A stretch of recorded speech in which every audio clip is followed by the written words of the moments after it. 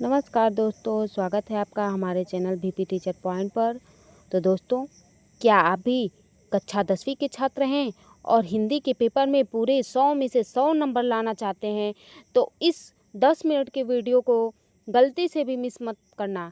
हर साल बोर्ड परीक्षा में सूरदास के पद से सप्रसंग व्याख्या का एक बड़ा सवाल पक्का आता है।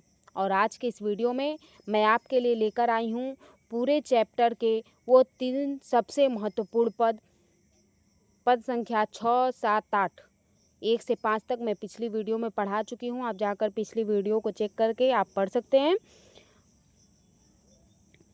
तो हम अगली वीडियो में पद संख्या 6 और 7 और 8 इस वीडियो में हम पढ़ेंगे।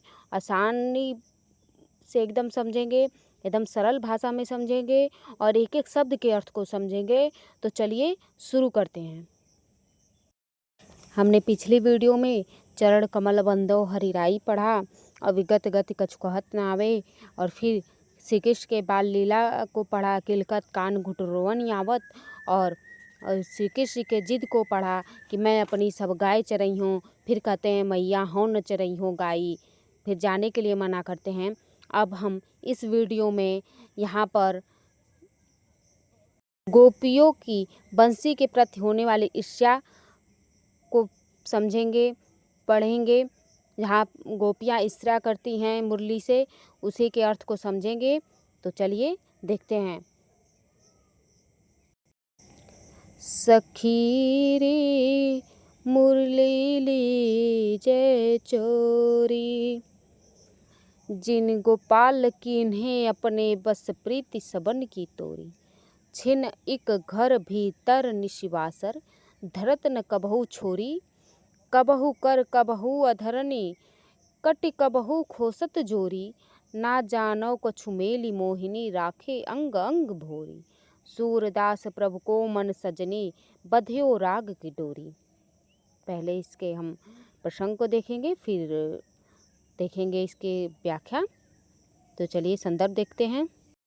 यहाँ पे कठिन शब्दों का शब्दार्थ दिया हुआ है, तो आप देख सकते हैं कि तोरी मतलब तोड़कर, छीन मतलब क्षण भर, निशिवासर मतलब दिन रात, कटी मतलब कमर, मोहिनी मतलब जादू, और राग मतलब प्रेम और संगीत।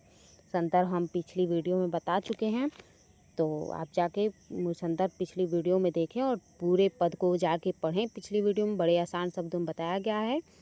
तो यहाँ पे प्रसंग हम देखते हैं कि सूर सागर में गोपियों तथा श्री कृष्ण के प्रेम का अनेक प्रकार से वर्णन हुआ है।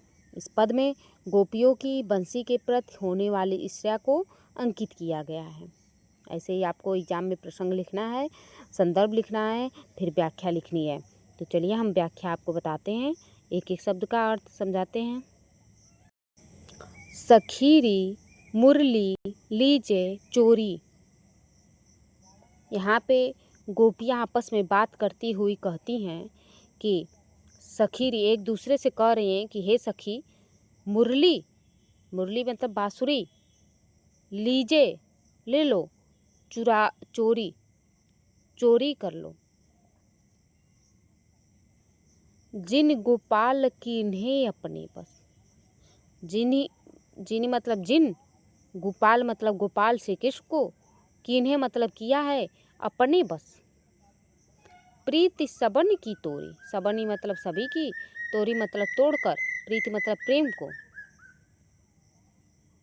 तो यहाँ पे गोपियाँ आपस में बात करती हुई कहती हैं कि हे सखी, मुरली को चुरा लो, क्योंकि मुरली ने श्री कृष्ण को अपने बस में कर लिया है और अन्य सभी के प्रेम को समाप्त कर दिया है, तोड़ दिया है। छिन एक घर भीतर, छिन मतलब कि क्षण भर, एक मतलब एक, घर भीतर, घर के भीतर, निशिवासर मतलब दिन रात, धरत धारण, न मतलब नहीं, कबहू मतलब कभी, छोड़ी मतलब छोड़ते हैं। कह रहे हैं कि पता नहीं श्री कृष्ण को क्या लगाव हो गया है कि श्री कृष्ण उसे क्षण भर के लिए भी, दिन रात, कभी भी उसको छोड़ते नहीं हैं। दिन रात घर के भीतर भी नहीं छोड़ते हैं। कबहू कर कबहू अधरनी, कबहू मतलब कभी, कर मतलब हाथ में, कबहू अधरनी कभी होठों से, कटी कटी मतलब कमर में, कबहू कभी, खोसत मतलब खोस लेते हैं। कह रहे हैं कि कभी वे हाथ में लेते हैं, कभी होठों से स्पर्श कराते हैं, और कभी अपनी कमर के फेटे में क्या कर लेते हैं, खोस लेते हैं, लगा लेते हैं। न जानो कछु मेली मोहिनी, ना मतलब नहीं, जानो मतलब जानते हैं, कछु मतलब कोई, मेली मोहिनी मतलब जादू, राखे अंग अंग भोरी, भोरी मतलब कि भुलवा कर, अंग अंग मतलब कि अंग अंग को, राखे मतलब कि रख लिया है। कह रही है कि इस मुरली ने न जाने कैसा जादू कर कर, कुछ जादू करके श्री कृष्ण के अंग प्रत्यंग को भुलावे में डालकर अपने वश में कर रखा है। सूरदास प्रभु को मन सजनी, यहाँ पे सजनी का अर्थ है सखी, प्रभु कौ मतलब के, मन मन को, बांध्यो मतलब बांध लिया है, राग मतलब प्रेम संगीत की डोरी से, के धागे से, की डोरी से बांध लिया है। तो कह रहे हैं कि यहाँ पे सूरदास के शब्दों में सखी कहती हैं कि हे सखी, श्री कृष्ण का मन तो राग की डोरी से बंधा हुआ है। हम पूरे अर्थ को एक बार बड़े अच्छे से समझेंगे। एक एक शब्द को हमने समझ लिया है, अब पूरे अर्थ को एक एक बार समझ लेंगे, जैसे आपको पेपर में लिखना होता है।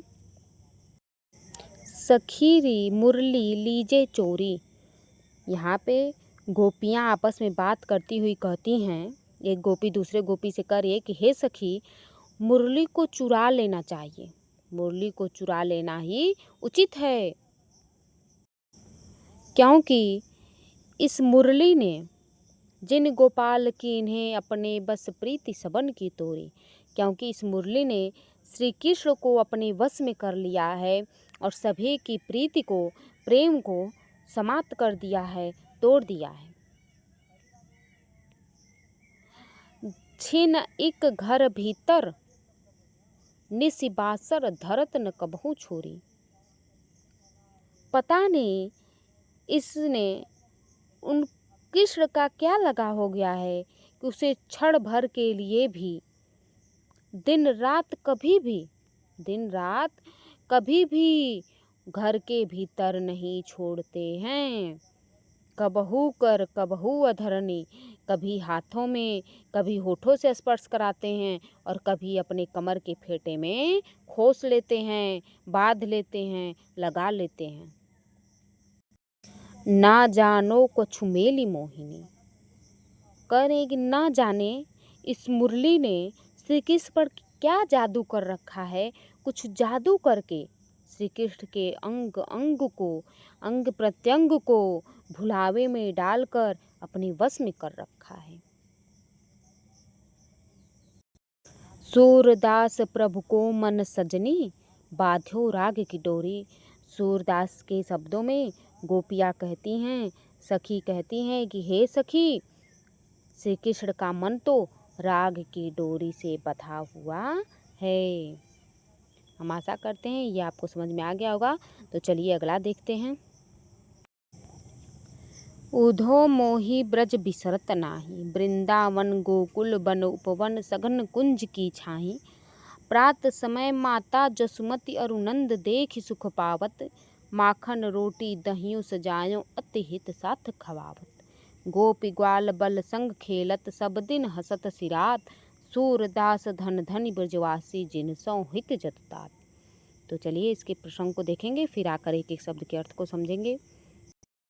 यहाँ पे आपका शब्दार्थ दिया हुआ है कि बिसरत मतलब विस्मरण मतलब भूल जाना, सघन मतलब गहन घनी, सिरात मतलब बीत जाना, जदुतात माने श्री कृष्ण जो जादूनाथ हैं। संदर्भ आपके पूर्वरत हैं जो आपके पहले बताए हुए हैं। और प्रसंग आप देखिए कि यह पद सूरदास के सूरसागर से अवतरित है। यहाँ पर श्री कृष्ण के मन में विद्यमान ब्रज के प्रेम का वर्णन किया गया है। श्री कृष्ण के सखा हैं उद्धव जी। एक बार उद्धव जी श्री कृष्ण जी से उनके महल में मिलने आते हैं और श्री कृष्ण जी को रोते हुए देखते हैं तो उद्धव जी पूछते हैं, तो वही श्री कृष्ण जी बता रहे हैं अपने सखा उद्धव से। उद्धव जी भी सखा दामा की तरफ बहुत प्रिय हैं। उद्धव जी अभी आगे हम जब पढ़ेंगे कि उद्धव जी जाते हैं इनके दुख को, जब श्री कृष्ण रोते हैं और उद्धव जी पूछते हैं तो तब श्री कृष्ण बताते हैं उद्धव जी से, तो उद्धव जी बड़ा दुखी होते हैं कि ऐसी बात है, वहाँ गोपियाँ रो रही हैं, आज श्री कृष्ण रो रहे हैं, तो मैं चलूँगा गोपियों को समझाऊँगा। तो वहाँ गोपियों को समझाने जाते हैं, तो आगे हम पढ़ेंगे। तो चलिए पहले इसको देख लेते हैं। उद्धव मोहि ब्रज बिसरत नाही। उद्धव मतलब उद्धव, मोही मतलब मुझको, ब्रज मतलब कि ब्रज में ही तो पहले रहते थे, जहाँ गोपियाँ थी, बलराम थे, जसोदा माता थी, नंद जी थे, जहाँ वो घुटनों के बल आ रहे हैं, माखन खा रहे हैं, फिर गोपियों के संग जाते हैं, ग्वालों के संग जाते हैं गाय चराने। तो वही ब्रज का बता रहे हैं कि बिसरत मतलब भुलाया, विस्मरण, नहीं मतलब नहीं होता है।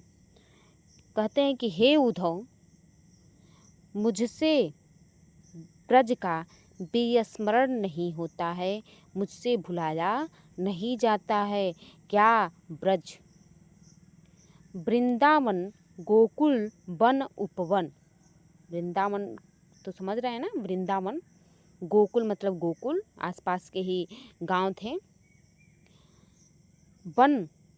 वन मतलब कि वहाँ वन छोटे छोटे, और उपवन जो उनके छाया थी, जो कुंजों की, घने कुंजों की छाया थी, सघन कुंज की छाई, जो घने कुंजों की छाया थी, छाई मतलब छाया। वन उपवन मतलब कि वन उपवन, वहाँ पे वन थे, झाड़ियाँ थीं, और सघन कुंज की छाई, सघन मतलब घनी, कुंज मतलब कि कुंजों की, कुंज एक पेड़ ही होता है, कि छाई मतलब छाया। यहाँ पे कह रहे हैं कि वह वृंदावन, गोकुल, वन, उपवन और अनेक घने कुंजों की छाया बार बार क्या होती है, याद आती है। प्रात समय माता जसुमती अरु नंद देखि सुख पावत। प्रात मतलब प्रातः काल, प्रात समय मतलब प्रातः काल का समय।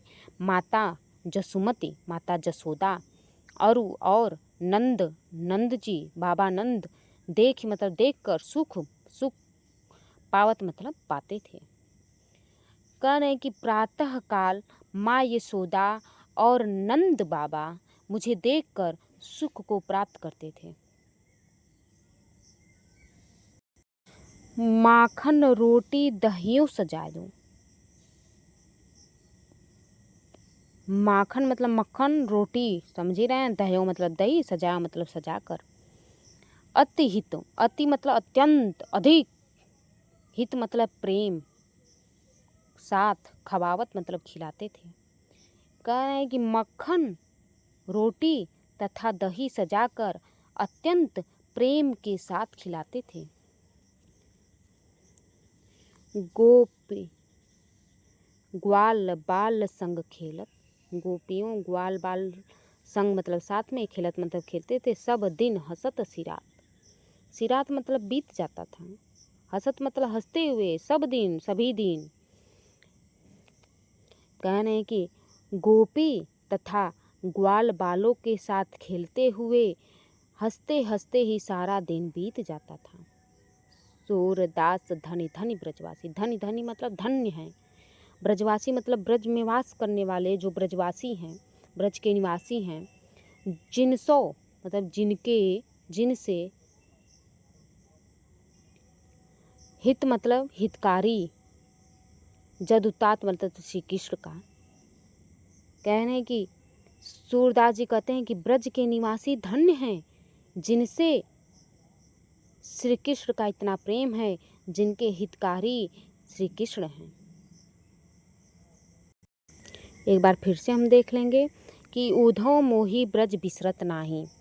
यहाँ पे श्री कृष्ण जी उद्धव जी से कह रहे हैं कि हे उद्धव, मुझसे ब्रज का विस्मरण नहीं होता है, भुलाया नहीं जाता है। वह वृंदावन, गोकुल, वन, उपवन और सघन घने कुंजों की छाया बार बार याद आती है। प्रातःकाल माँ जसोदा और नंद मुझे देखकर सुख को प्राप्त करते थे और मक्खन रोटी दही सजाकर अत्यंत हित के साथ खिलाते थे। गोपी ग्वाल बाल संग खेलत, गोपियों ग्वाल बालों के संग खेलते हुए सब दिन हंसत सिरात, सभी दिन हंसते हुए बीत जाता था।